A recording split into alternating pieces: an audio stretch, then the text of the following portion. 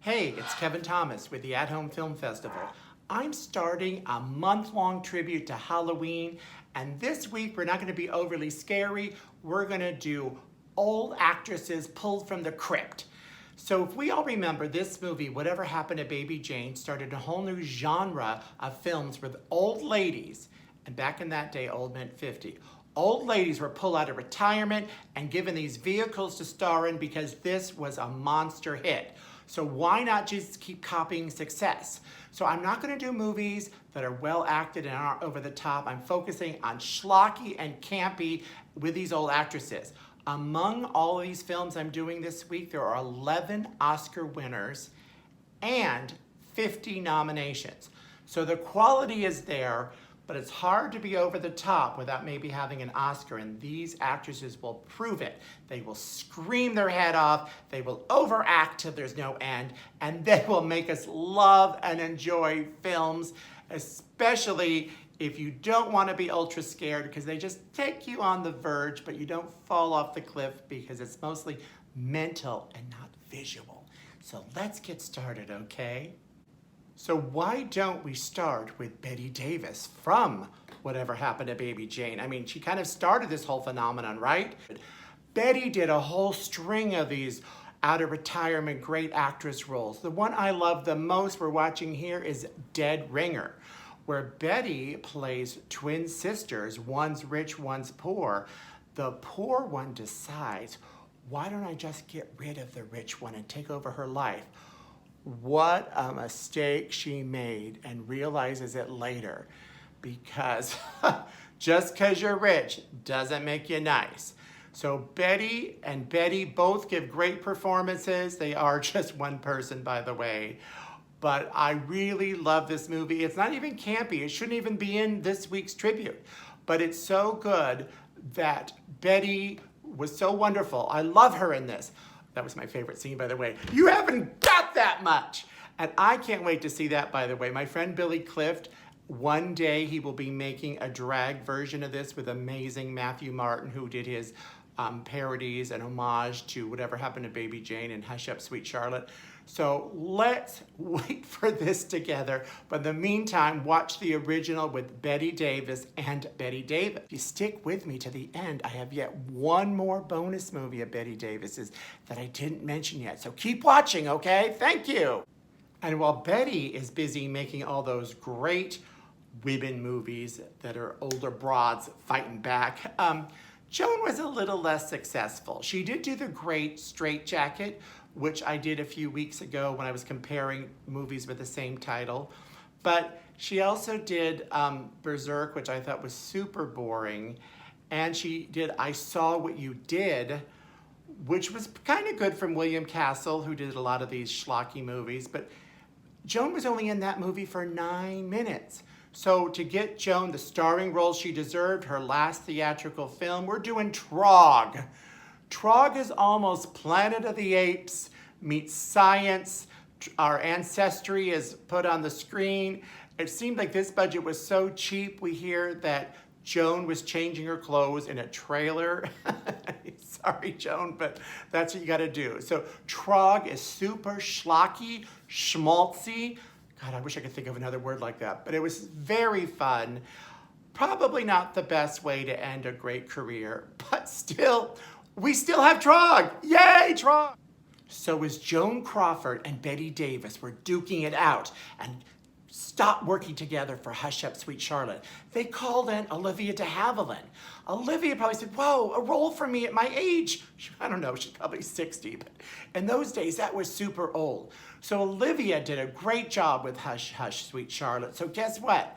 Then she did Lady in a Cage, about a wealthy woman who has all the privileges you'd want. She, fortunately, although she's handicapped, she's so rich she could put an elevator in her house, and guess what happens? Oh no, we just saw the electricity goes out, the air conditioner goes out. Oh my God, there's no food, there's no water. Is she just gonna sit in that elevator for the length of a 90-minute movie? I don't think so, because when things happen, guess what? Hoodlums realize it, and they take action. So yes, while she's stuck in that cage, poor little Olivia, she has 3 hoodlums break in. One of them, oh my God, that we just saw him, it was an early James Caan. So Olivia, you need help, but there's no cell phones invented yet. There's no phone in there. What are you gonna do except for be tormented? It doesn't torment us though, because this is a super fun, over-the-top, campy movie, not too violent for people that don't like blood and guts, but suspenseful enough for us all to enjoy. So let's watch our lady in a cage, shall we? Oh, all those screamers, oh no. I thought it'd be fun to pit Olivia de Havilland with her real-life sister, Joan Fontaine, almost like the big fight they had from Whatever Happened to Baby Jane. Because if you know their story, they were rivals and sisters, and in the 1940s, they just stopped talking to each other. But they both found their way back to schlocky movies in the 1960s. Here we have The Witches with Joan Fontaine. I think the record of screaming in the movie is held, that does not scare me, but I think that Joan holds the record in schlocky movies for most screams. I'm surprised she didn't lose her voice, but I wanted to pit her against her sister, so you vote. Are you more of a fan of the Devils and Joan's screams, or are you a Lady in a Cage fan? Pick a sister and vote now, come on! So most of these movies came out right after Whatever Happened to Baby Jane. Because it was a formula working. It did creep a little into the 1970s, and I had to pick a couple from them because Shelley Winters made 2 in a row that were noteworthy for schlocky over the top. The first one we have is Whoever Slew Auntie Ruth. So seemingly, Shelley plays a nice woman, wealthy, that brings orphans to her home for Christmas. How lovely that is, isn't it? But oh no, she's crazy. So some of these orphans, especially the super unwanted ones, she Hansel and Gretel's them. She locks them up. She torments those poor children. Whoever slew Auntie Ruth, they should slew her again, the way she's treating these poor children, including that little actor from Oliver, my second least favorite musical ever made, but still, you should never hurt a child. Am I right? I'm right, okay. But anyway, that isn't the end of Shelley Winters and this schlock fest. Are you ready for the next one? Okay, this is the closest carbon copy that we will ever get to Whatever Happened to Baby Jane. What's the matter with Helen? Do you notice a lot of these titles are all questions because they're copying the formula? So here we have again Shelley Winters, but now she drinks out from retirement. Come on, Debbie Reynolds, come join us. But they play like has-been stars where their kids commit a crime that puts a dark shadow on their life. But was it their kids that committed the crime? Maybe not. But all we need to know is there's psychotic things going on in Hollywood. So you talk about campy without even having to camp it up. Die, My Darling is the perfect campy movie because it stars Tallulah Bankhead. I don't think Tallulah, except for one time, has not been in a role where she is so over the top, bigger than life. So, Die, My Darling is perfect for her, where her son dies and his widow, Stephanie Powers, comes to visit. She thinks she's gonna go visit her sweet, innocent, loving mother-in-law, but no, because Tallulah, bitch be crazy. So things go awry in the house, action takes place nonstop. So minimally, you have to know you have to die, my darling.